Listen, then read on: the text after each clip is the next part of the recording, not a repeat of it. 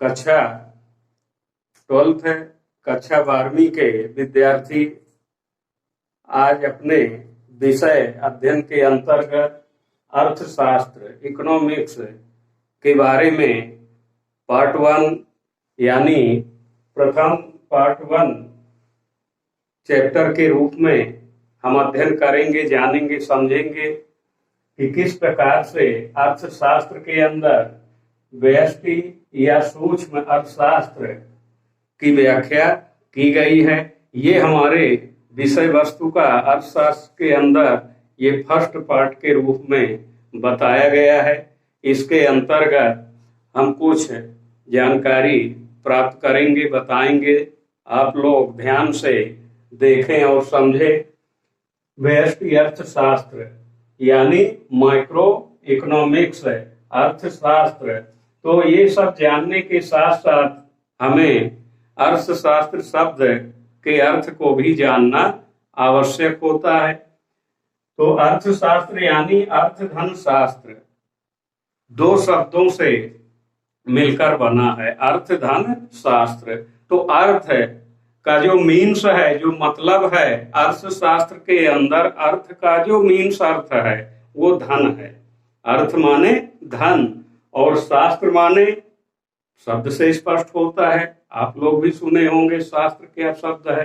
तो शास्त्र से आशय है कोई ऐसा बड़ा या महान ग्रंथ या साहित्य या पुस्तक जो किसी विस्तृत वर्णन को प्रकट करने वाली जो पुस्तक है, साहित्य है या ग्रंथ है, वो शास्त्र की श्रेणी में आता है। तो इस प्रकार से अर्थशास्त्र की जो विस्तृतता है, विशालता है, विस्तार है, उसके अंतर्गत हम अर्थ को शास्त्र के रूप में जानते हैं। अर्थात अर्थशास्त्र एक ऐसी पुस्तक, साहित्य या ग्रंथ है जिसके अंतर्गत समस्त आर्थिक क्रियाओं का अध्ययन किया जाता है, उसे ही हम अर्थशास्त्र कहते हैं। अर्थशास्त्र के अंतर्गत धन संबंधी क्रियाकलापों का अध्ययन किया जाता है। कहाँ से धन आएगा, कहाँ से धन खर्च होगा, इसकी व्यवस्था और अध्ययन जो है अर्थशास्त्र के अंतर्गत किया जाता है। अब व्यष्टि अर्थशास्त्र यानी सूक्ष्म या व्यष्टि अर्थशास्त्र के अंतर्गत जो हमारा हेडिंग टॉपिक के रूप में पाठ में वर्णित है, उसके साथ ही हमें ये जानना है कि वास्तव में आर्थिक क्रिया क्या है। आर्थिक क्रिया क्या है, आर्थिक क्रियाकलाप क्या है जिससे हमारा अर्थशास्त्र का संबंध है। तो देख सकते हैं, सीमित या असीमित, सीमित या असीमित आवश्यकताओं से जुड़ी हुई सभी प्रकार की आर्थिक क्रियाएं अर्थशास्त्र के अंतर्गत आती हैं। सीमित या असीमित मानवीय आवश्यकताओं से जुड़ी हुई सभी प्रकार की आर्थिक क्रियाएं जो हैं अर्थशास्त्र के अंतर्गत आती हैं।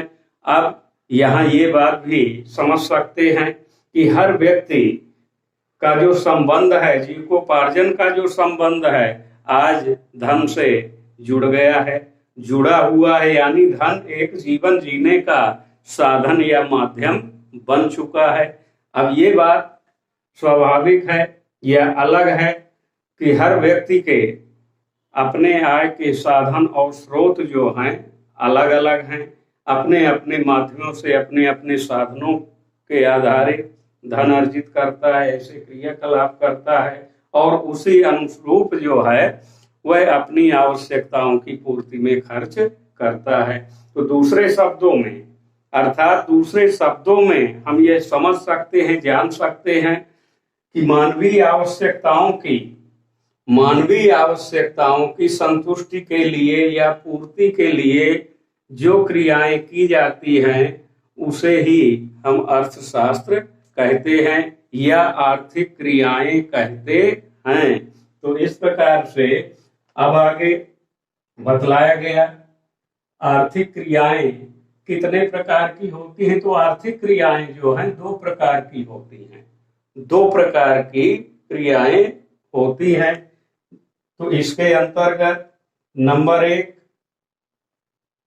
आर्थिक क्रियाएं, यानी इसको हम क्रिया के रूप में देखें, यानी मानवीय क्रियाकलाप के रूप में देखें, तो क्रियाएं दो प्रकार की होती हैं। उनमें से नंबर 1 आर्थिक क्रियाएं, नंबर 2 अनार्थिक क्रियाएं।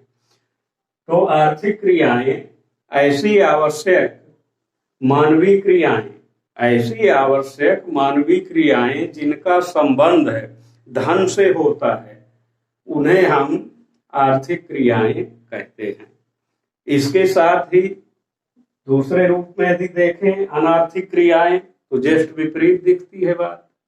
शब्द से ही स्पष्ट है, आर्थिक और अनार्थिक, यानी ऐसी मानवीय आवश्यक क्रियाएं जिनका संबंध धन से नहीं होता है।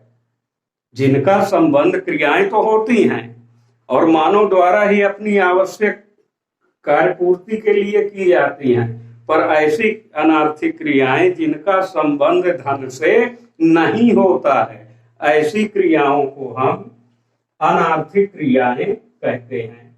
इसमें अपने स्वयं के व्यक्तिगत कार्य होते हैं जिनमें धन प्राप्त की किसी भी प्रकार की आशा या गुंजाइश नहीं होती।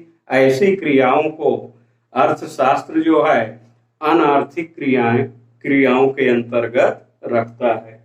अतः हम कह सकते हैं मुख्य शब्दावली के रूप में विषय अंतर्गत कि अर्थशास्त्र जो है धन का शास्त्र है। अर्थशास्त्र जो है धन का शास्त्र है, ये सबसे महत्वपूर्ण बात है इसके अंतर्गत। यानी अर्थशास्त्र के अंदर हम केवल धन का अध्ययन करते हैं, आर्थिक क्रियाओं से जुड़ी हुई व्यवस्थाओं का अध्ययन करते हैं। तो इस प्रकार से अर्थशास्त्र के अंदर सूक्ष्मतम और बृहत्तम आर्थिक क्रियाओं को शामिल किया गया है।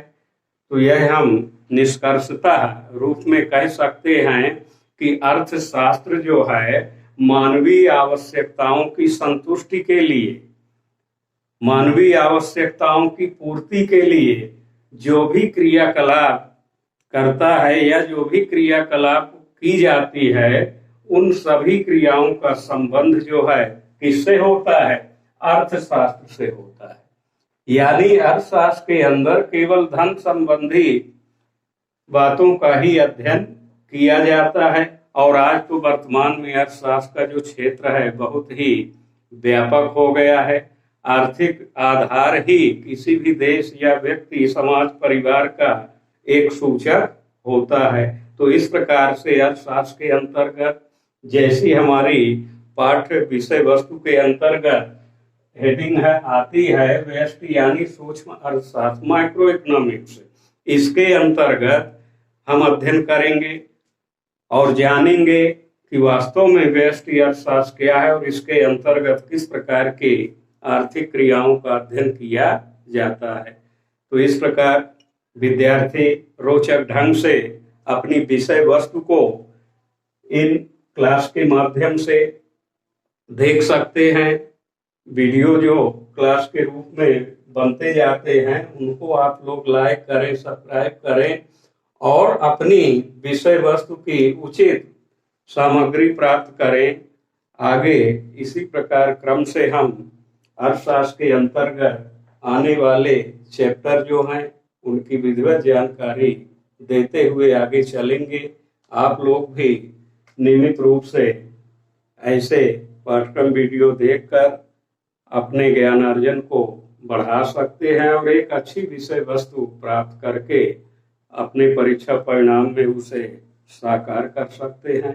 तो अगले क्रम में हम व्यष्टि अर्थशास्त्र के अंतर्गत आने वाली प्रमुख जानकारियों का अध्ययन करेंगे और इसी क्रम से आगे बढ़ेंगे। धन्यवाद।